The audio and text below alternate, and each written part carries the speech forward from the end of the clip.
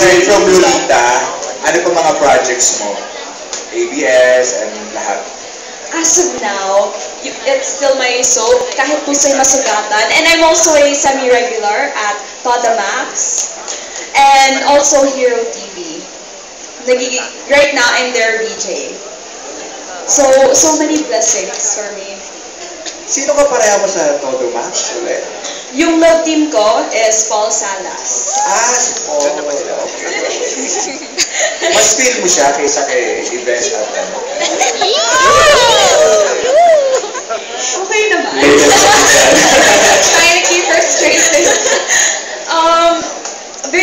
Kasi before ako umenter sa Toda Max, nasabi ko na rin na he was one of my people na ina-admire ko in showbiz kasi nanonood ako dati before I entered ng Okatokat. And no, I was very shocked na siya yung love team sa akin in Toda Max. So it's an honor rin.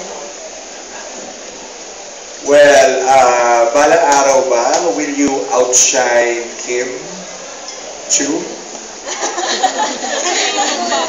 Popular, yeah. Tama.